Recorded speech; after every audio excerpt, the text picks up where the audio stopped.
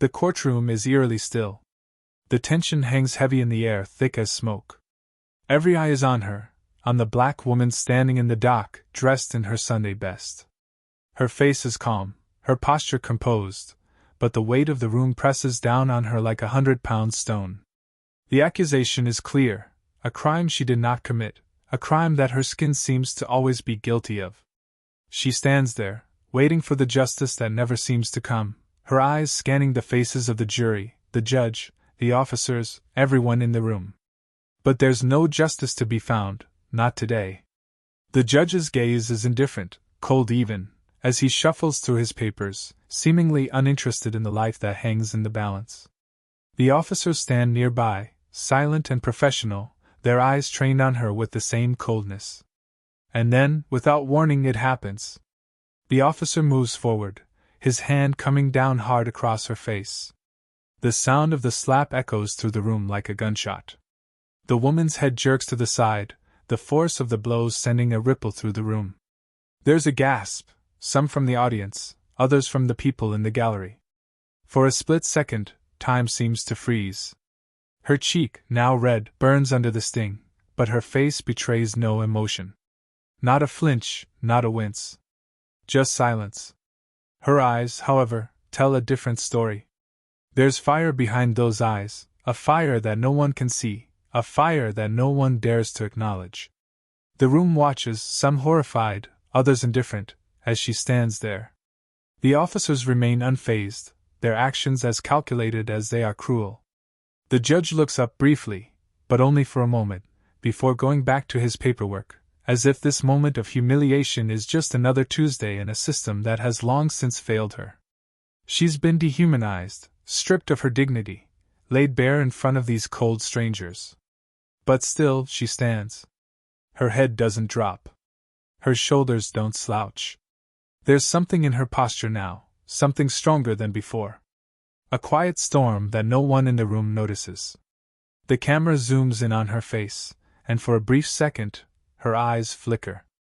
A brief pause, but enough to catch the raw emotion that pulses beneath the surface. The humiliation of the moment hasn't broken her. It's sparked something. She hasn't been crushed. No, this slap, this cruelty, this injustice is the catalyst for something much bigger. It's as if the slap itself has ignited the fire in her chest, the fire that will burn through every system, every barrier that's been put in her way. The room, thick with silence, doesn't know it yet, but everything is about to change. She stands there for what seems like an eternity, her face unreadable. Her body is still, but there's a power in her silence that threatens to break through the walls of this courtroom. The tension in the room grows. Her expression, though stoic, holds a secret. The slap was supposed to break her.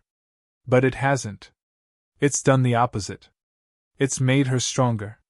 Stronger than the system that tried to tear her down, stronger than the officers who thought they could silence her with a single blow. She knows this is just the beginning. And as the camera lingers on her face, the unspoken question is clear: what happens next?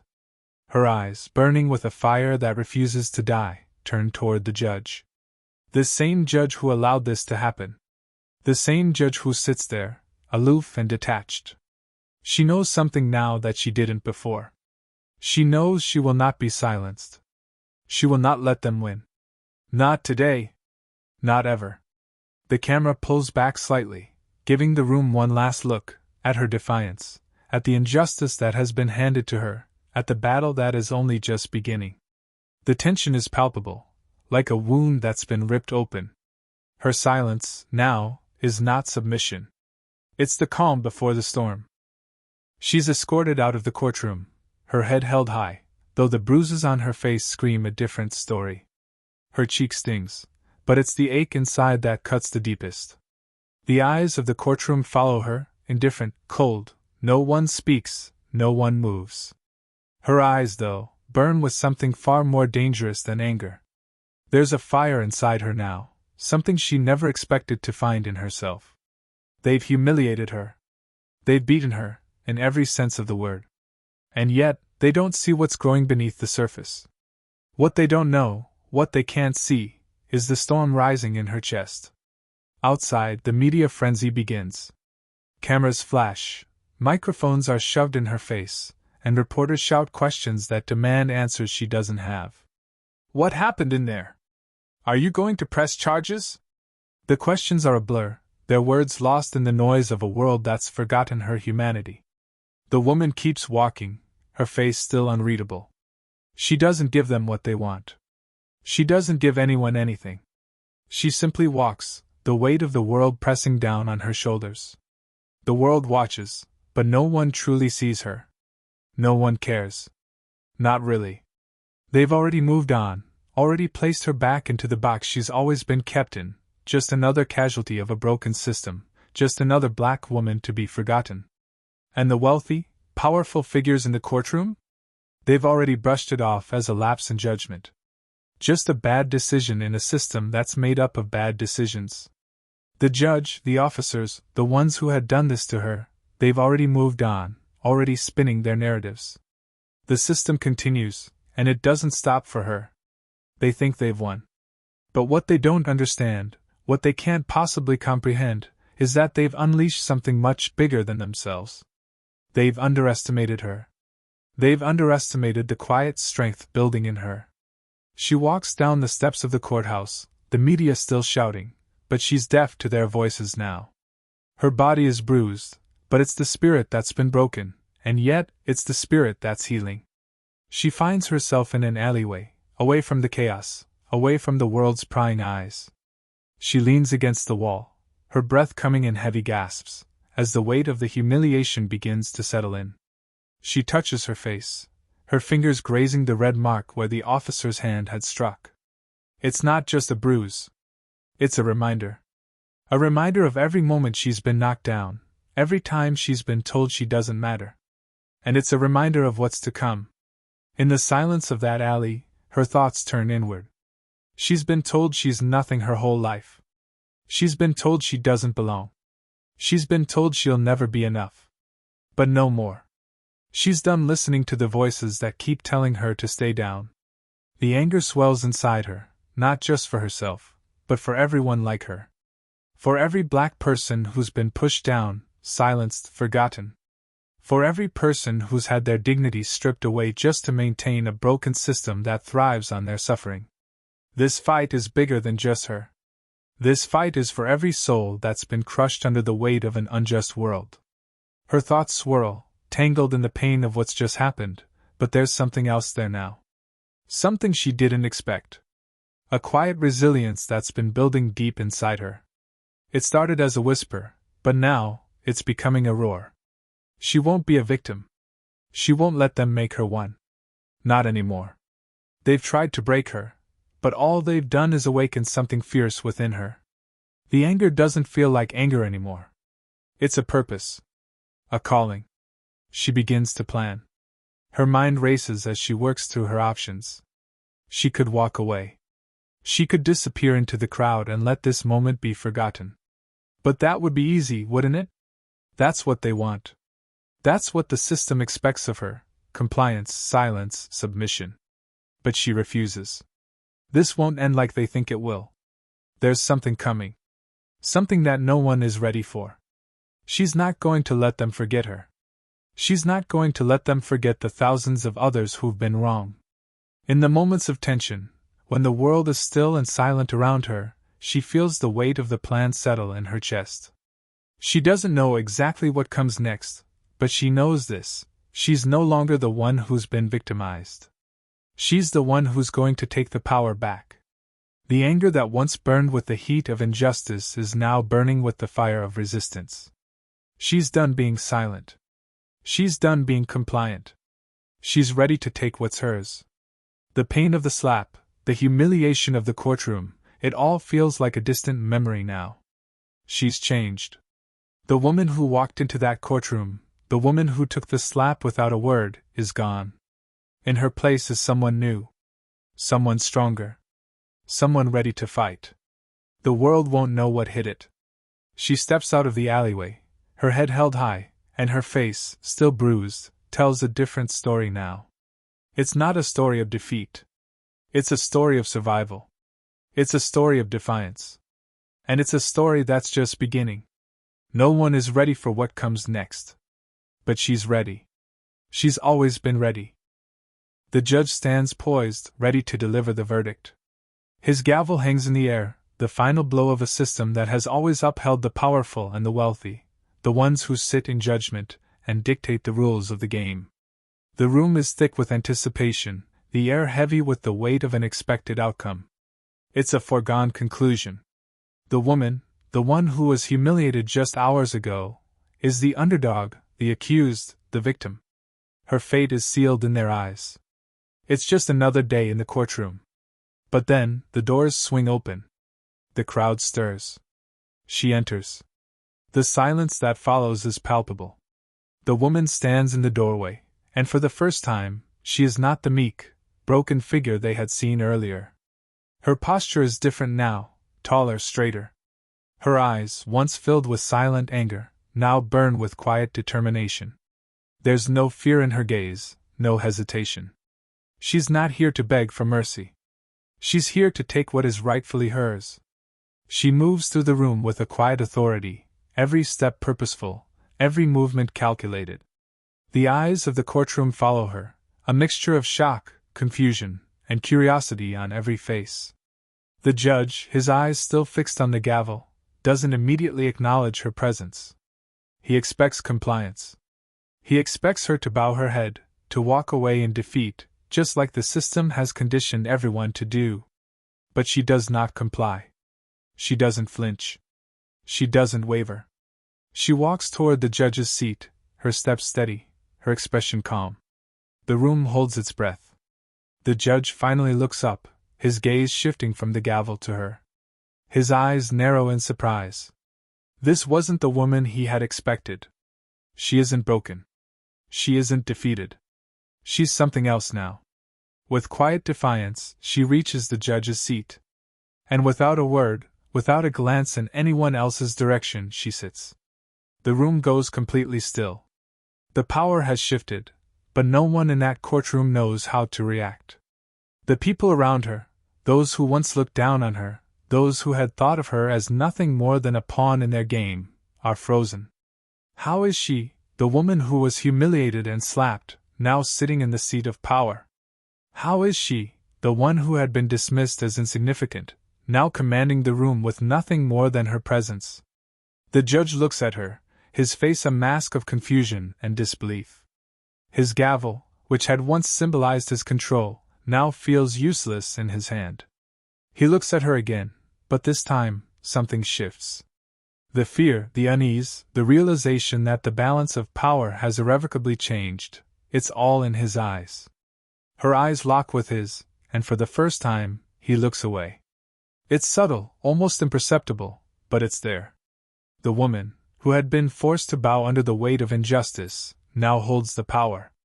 In that brief moment, she doesn't just occupy the seat of judgment, she owns it. She's not just a victim anymore. She's the one who will make the decisions now.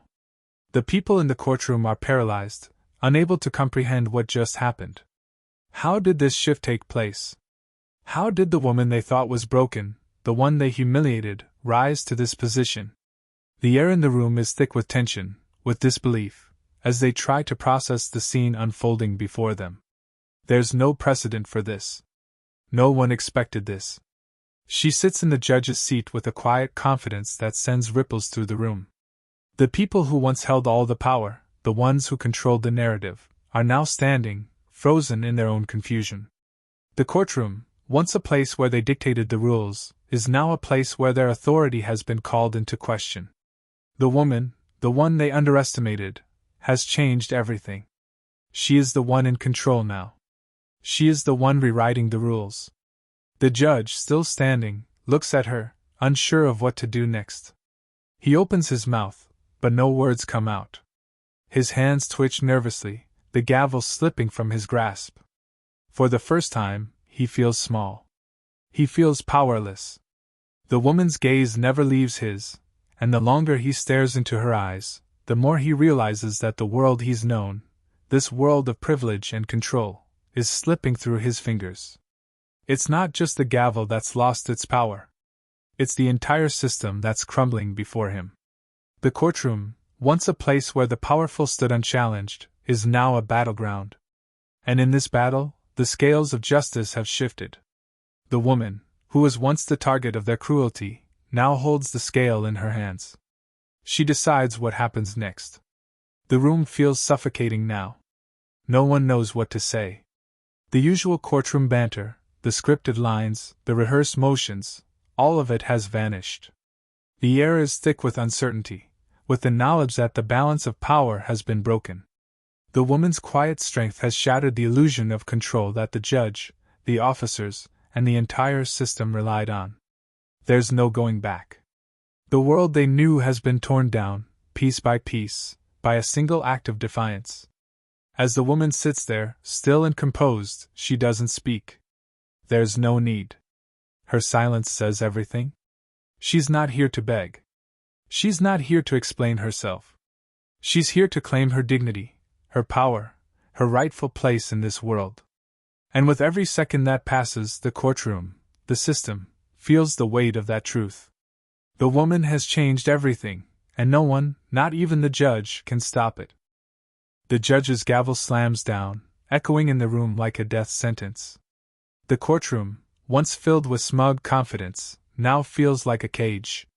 Every eye turns to the woman, sitting in the judge's seat, the very seat where justice was meant to be served. The weight of the moment hangs in the air, thick with disbelief. The judge stands there, motionless, as if he's been struck by lightning. He stares at her, his face pale, his once proud posture crumbling under the audacity of what has just happened. This wasn't part of the plan. This wasn't supposed to happen. He's used to control. He's used to being the one who dictates the rules. But now, the woman, the one he'd humiliated, the one he had dismissed, has turned the tables. She's taken everything from him in one swift, silent act. The power, the authority, the illusion of control, it's all slipping away from him. The silence in the room is suffocating. The powerful, the wealthy, those who once held all the cards, stand frozen, watching. And the woman? She's no longer just a victim of their system. She's standing tall now, in front of them, in the very place where they once sat, the place they thought was theirs to rule.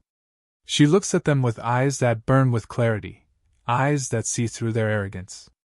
She opens her mouth, her voice breaking the silence, and for the first time, the people in this room hear the sound of truth. She doesn't speak in anger, not this time. There's no need for that. The anger is still there, but it's tempered now with something else, something stronger. She speaks with authority, with the weight of every injustice that has been done to her, and to every other person like her. She talks not just of the slap, the humiliation, the disrespect. She talks of the millions who have suffered in silence, of the people whose voices have been drowned out by the powers that be. She talks of the system that has been designed to crush them, to keep them in their place. But she won't let it anymore. She won't let them define her. She won't let them define anyone. Her words are sharp, cutting through the thick air of the courtroom like a knife. Each sentence lands with the precision of someone who's lived through the pain she's speaking of. Her voice rises, but it's not out of rage. It's out of conviction. Out of truth. She reminds them, in no uncertain terms, that justice doesn't belong to the wealthy, the powerful, the privileged. Justice belongs to everyone. It is not the ones who sit in positions of authority who define it, it is the voices of the oppressed, the ones who have been silenced, who give it meaning. The courtroom, which once felt like a place of power, now feels small. The people, the ones who once controlled the narrative, now feel the weight of their arrogance bearing down on them. They are no longer untouchable. They are no longer the ones who decide who gets justice and who doesn't. She's taken that power away from them. As her words fill the room, the judge, the officers, the wealthy, all of them, everyone who thought they had control, are forced to listen. For the first time, they are hearing not just the woman's voice, but the voices of everyone they've silenced, everyone they've trampled on, everyone they've dismissed. They hear the truth they've tried so hard to bury. And as they listen, something shifts.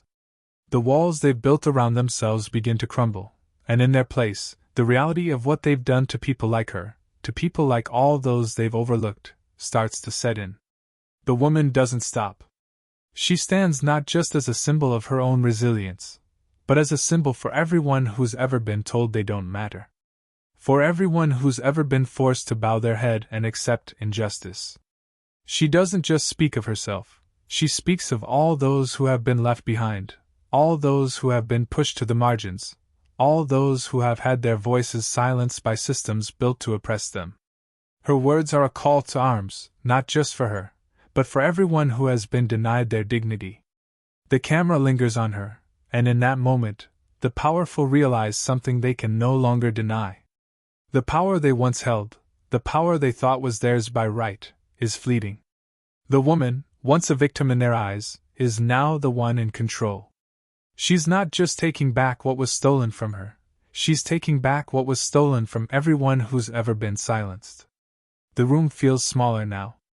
The people who once sat at the top, who once controlled the system, are beginning to understand the truth.